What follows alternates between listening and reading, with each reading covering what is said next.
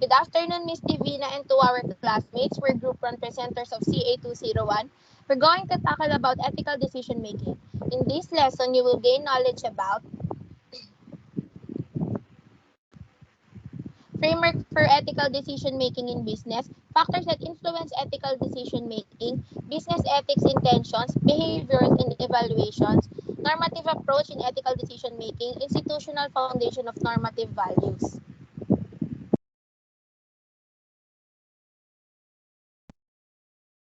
This module provides a model ethical decision making in business in a way that it can be visualized better to help one understand decision making in the context of business organization. Generalizations about average or typical behavior patterns within organizations will be presented to describe how individual or work group might make ethical decisions. The model integrates concepts from philosophy, psychology, sociology, and organizational behavior. This framework should be helpful in understanding organizational ethics and developing ethical programs.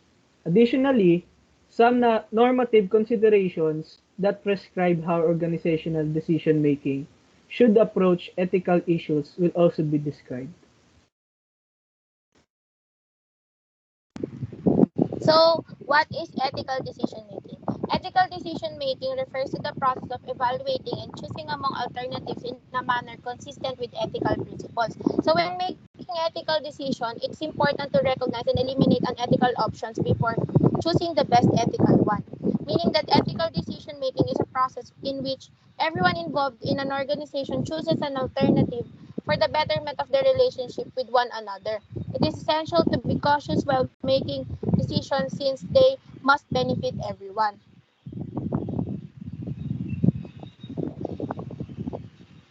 The process of making ethical decision requires commitment. Commitment is the desire to do the right thing regardless of the cost. So yung commitment, ito yung willingness o kagustuhan ng isang tao na gawin ang tamang bagay kahit ano pa man ang kapalit nito. Next naman is yung consciousness. Consciousness is the awareness to act consistently and apply moral convictions to daily behavior. Yung consciousness naman, ito yung pagiging aware mo sa mga ginagawa or kinikilos mo. Competency. Competency is the ability to collect and evaluate information, develop alternatives, and foresee potential consequences and risks. So yung competency, ito naman yung kakayahan mo na maging masino para sa ikaangat mo or para sa mga ginagawa mo.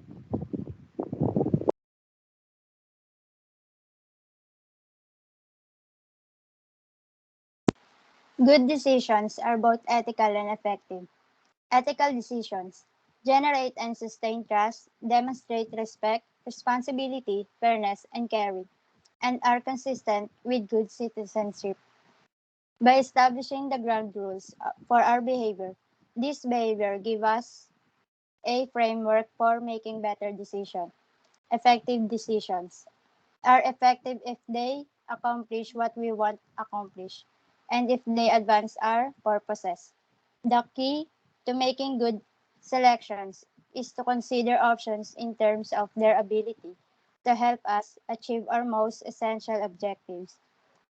This necessitates an understanding of the distinction between immediate and short term aims and long term objectives. The framework for ethical decision making in business. This model of ethical decision making process in business includes ethical issue intensity, individual factors, organizational factors, opportunity. This model does not describe how to make ethical decisions, but it may help you to understand the factors and process related to ethical decision making.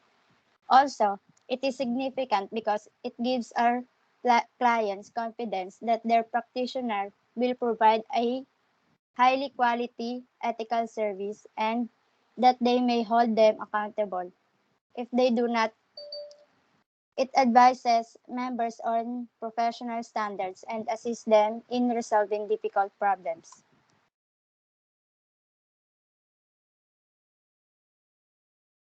Ethical issue intensity. The first step is becoming aware that an ethical issue exists. Ethical awareness is the ability to perceive whether a situation or decision has an ethical dimension.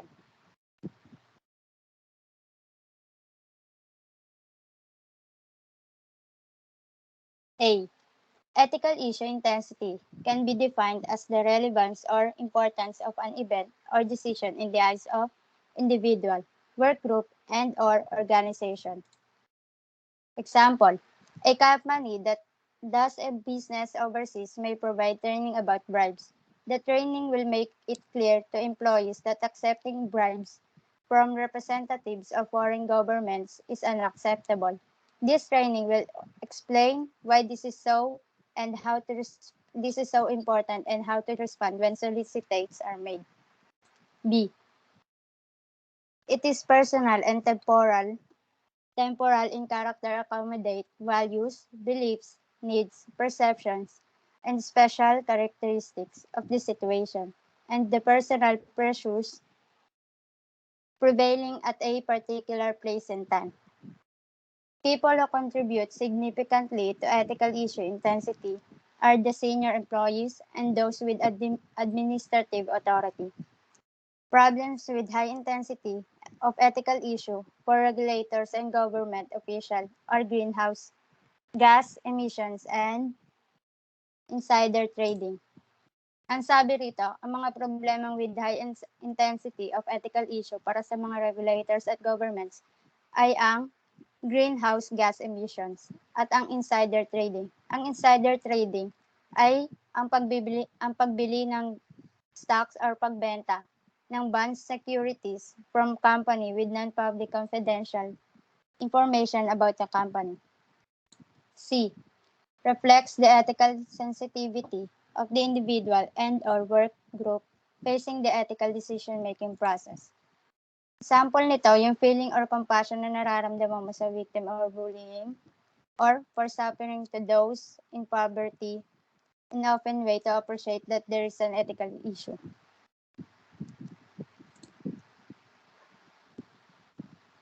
Six spheres of influence, suggested by research when confronted with ethical choices. Workplace, family, religion, legal system, community, profession. This study aims to add the body of ethics research by constructing and putting the rest to test a model of individuals' ethical system and identifies the sources of impact of decision making.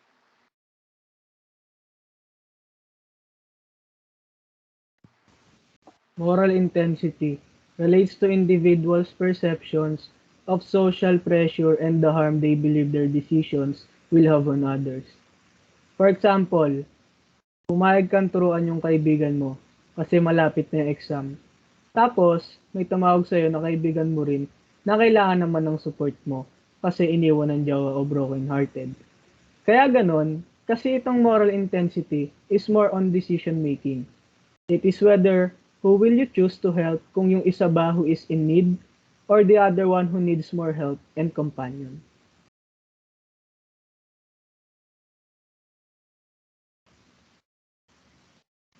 Individual factors. Basically, ito lang naman yung mga factors ng decision making ng individual. Good personal values ay yung pagkakaroon ng goals that motivate people's action. So pag meron ka nito, mababawasan yung pagkakaroon mo ng unethical practices or behavior. Values of individual ay pwedeng makuha galing sa moral philosophy or ethics. Individual values are the ideas you live by and what you think important for your own self-interest. They represent how you show up in your life and your individual needs.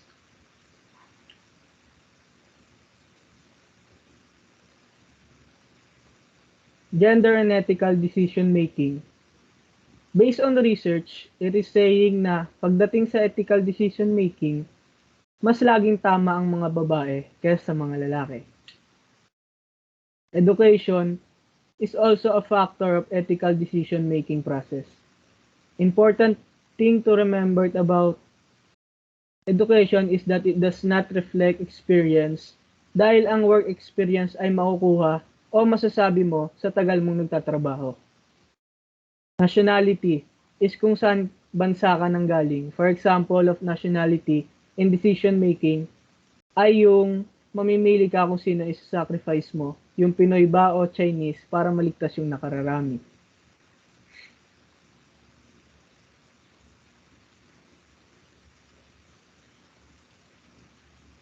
Ang sinasabi naman sa age ay kapag matanda ka na, mas nagiging tama ka na. Locus of control is a psychological concept that refers to the people na naniniwala na they have control over events or situations na makakaapekto sa buhay nila. And there are two types of this, the external and internal. External control see themselves as going with the flow because that is all they can do. Internal control believe they control the events in their lives by their own effort and skill, viewing themselves as masters of their destinies and trusting their capacity to influence their environment. For example, you are looking for a new job and you believe in an external locus of control. Ang gagawin mo ay hintay mo na lang kung tatawagan ka ba para sa interview. Pero, kung meron ka namang internal locus of control, maniniwala ka sa abilities mo at mag-a-apply ka pa sa iba't ibang lugar.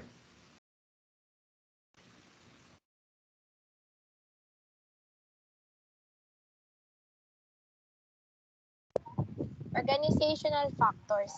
Ethical choices in business are most often made jointly in work groups and committees or in conversation and discussions with coworkers. Employees approach ethical issues on the basis of what they learn not only from their own backgrounds but also from others in the organization. An alignment between a person's own values and values of the organization help create a positive work attitude and organizational outcomes. Research has further demonstrated that congruence in personal and organizational values is related to commitment, satisfaction, motivation, ethics, work stress, and anxiety. So ano nga ba yung organizational factors? Yung mga kailangan daw dito is yung ethical decisions or choices na ginagawa usually lahat ng tao na involved sa organization. Ibig sabihin nito na yung decision na ginawa nila ay para sa benefits ng buong company as a whole team, hindi pang isang tao lamang. Having the same values as your organization brings a positive work environment and good organization products.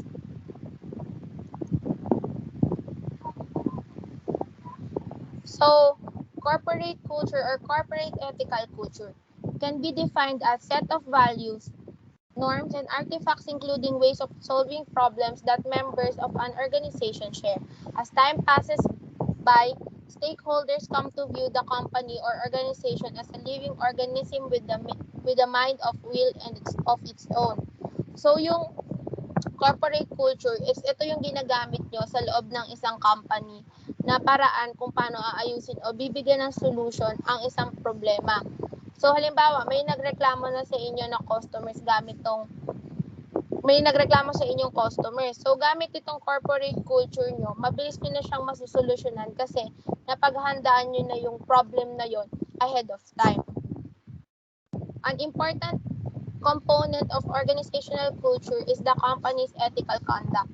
Corporate culture involves values and norms that prescribe a wide range of behavior for organizational members, while ethical culture reflects the integrity of decisions made and is a function of many factors including corporate policies, top management, leadership, unethical issues, the influence of coworkers, and the opportunity for unethical behavior. Mahalaga ang ethical conduct para sa corporate culture or organizational culture kasi ang nilalaman nito ay yung prinsipyo at paniniwala na base sa kabuuan ng mga miyembro ng organization nila.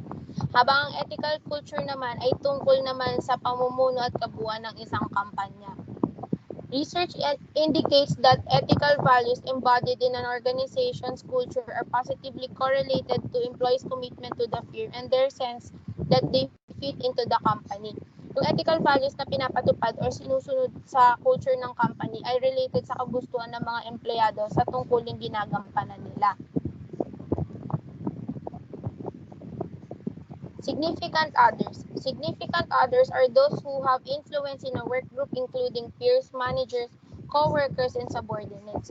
So yung significant others, ito yung mga ibang tao na nagbibigay impluwensya sa loob ng work groups at iba pang mga taong engaged sa company organization nyo.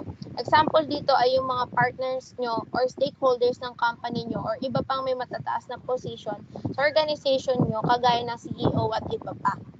So yung obedience to authority naman is another aspect of the influence significant others can exercise.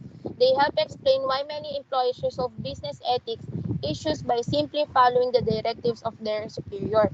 So yung obedience to authority naman is basic etiquette na siya ng lahat. Ibig sabihin, pagsunod ito sa mga superiors o sa mga taong may superiority or sa mga taong nag-imply ng ethics na sinusunod or meron na ang isang company nyo. Example dito is kapag nagtatrabaho ka sa call center at may nilabas na directive ang team leader nyo. Dapat lang nasundin nyo ito dahil ito yung binabasa inyong memo ng mas mataas ang ranking sa inyo sa loob ng company nyo.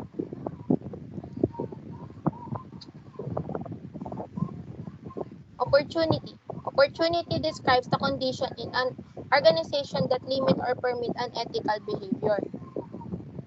Opportunity results from condition that either provides rewards, whether internal or external, or fail to erect barriers against unethical behavior. Opportunity also comes from knowledge. So a major type of misconduct observed among employees in the workplace is lying to employees, customers, vendors, or the public with withholding needed information from them.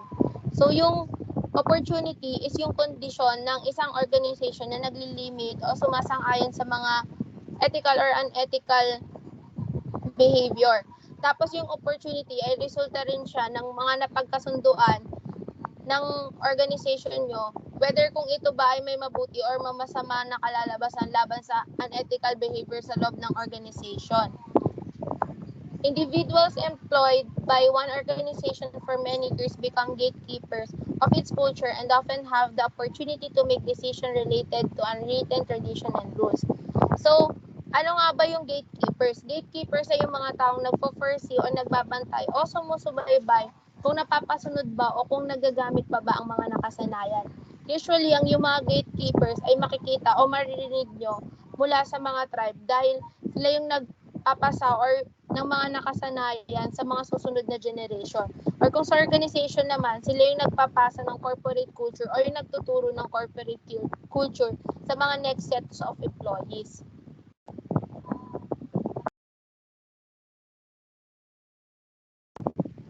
Opportunity relates to individuals' immediate job context where they work, whom they work with, and the nature of work.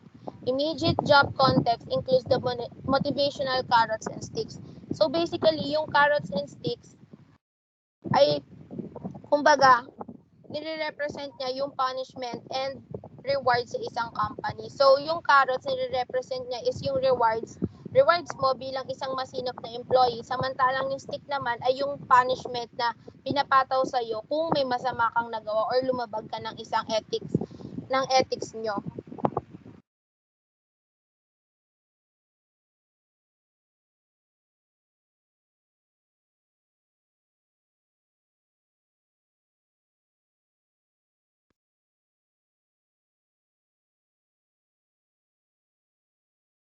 Business ethics, intentions, behavior, and evaluations. Ethical dilemmas involve problem-solving situations when the rules governing decisions are often vague or in conflict. Ethical dilemma is a situation in which a difficult choice has to be made between two courses of action. The results of an ethical decisions are often uncertain. It is not always immediately clear whether or not we made the right decision. Ethical decision-making refers to the process of evaluating and choosing among alternatives in a manner consistent with ethical principles.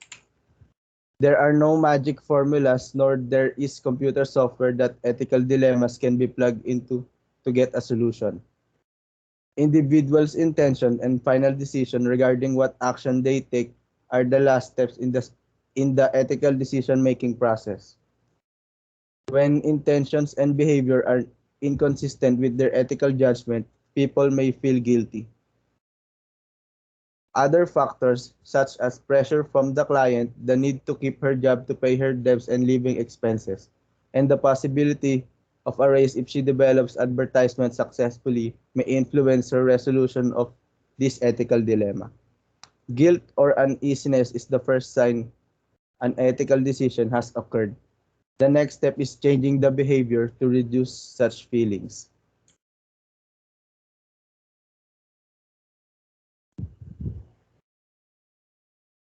Using the ethical decision-making model to improve ethical decisions.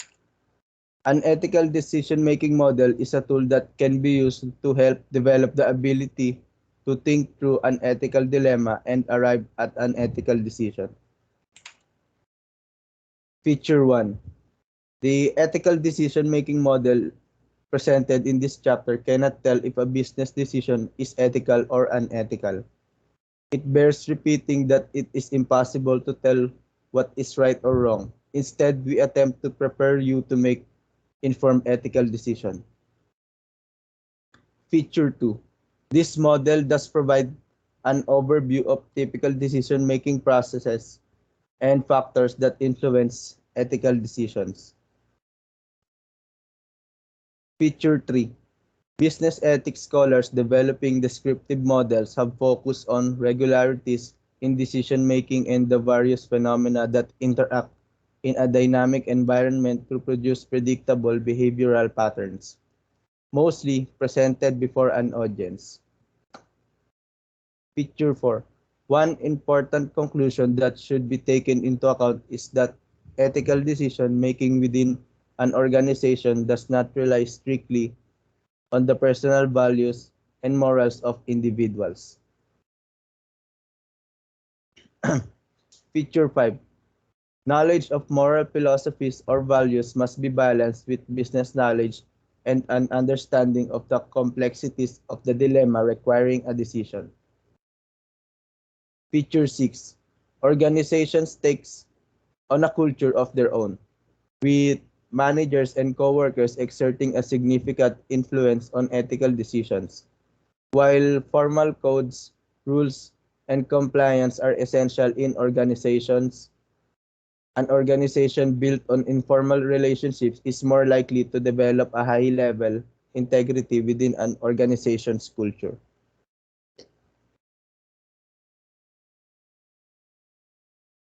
Normative consideration in ethical decision making. Normative consideration in the research process are characterized by taking a stand against something perceived as immoral or negative in society and wanting to change something which is viewed as problematic. A normative approach to business ethics examines what ought to occur in ethical decision making. The word normative is equivalent to an ideal standard. A normative approach in business ethics revolves around the standard of behavior within the firm as well as within the industry. These normative rules and standards are based on individual moral values as well as the collective values of the organization. The, norm, the normative approach of business ethics is concerned with general ethical values implemented into business. Most organizations develop a set of core values to provide enduring beliefs about appropriate conduct. Core values are central to an organizational and provide directions for action.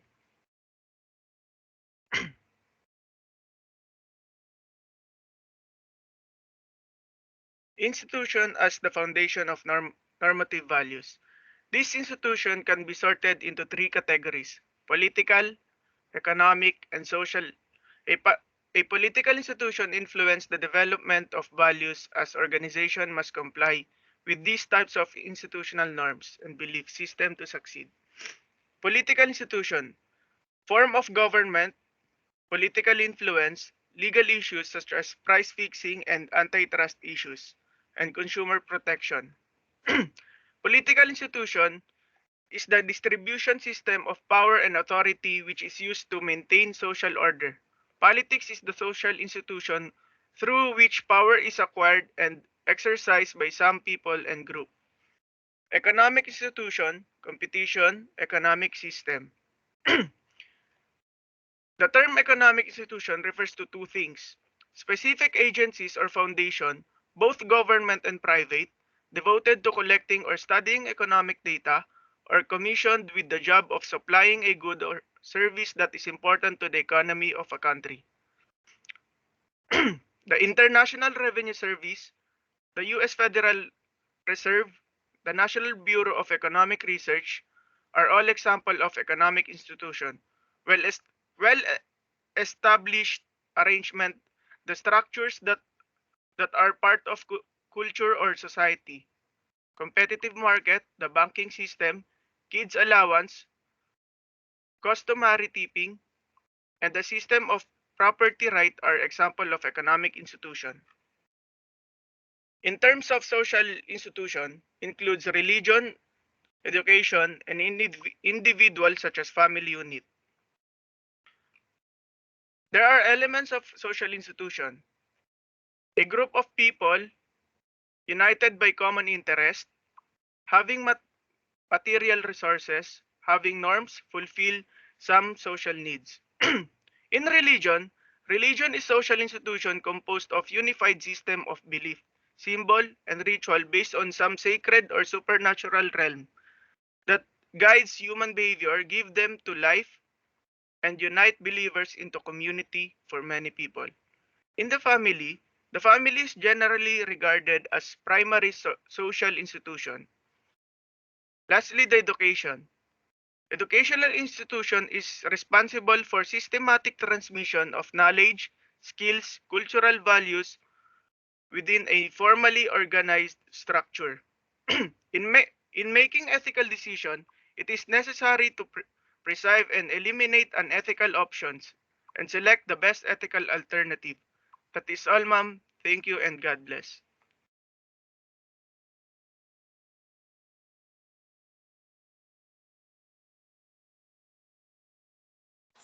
Summary.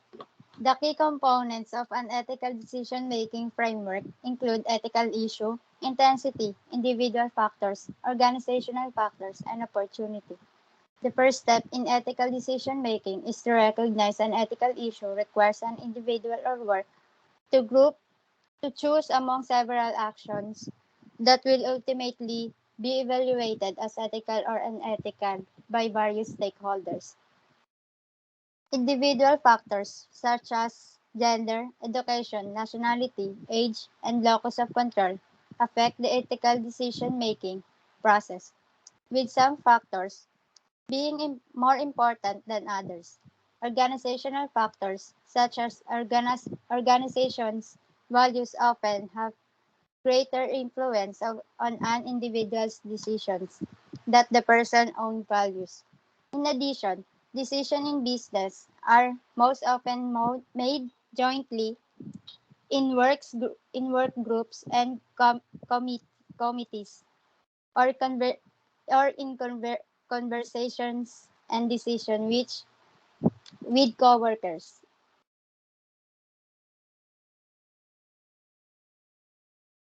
Ethical opportunity results from conditions that provide rewards, whether internal or external, or limit barriers to ethical or unethical behavior. Included in opportunity is a person's immediate job. Context that includes the motivational techniques superiors use to influence employees' behavior. The opportunity employees have for unethical behavior in an organization can be eliminated through formal codes, policies, and rules that are adequately enforced by management. Normative approaches describe how organizational decision makers should approach an ethical issue. Institutional theory is an important normative concept that states that organizations operate according to taken for granted institutional norms and rules. We're taking it to the new decade.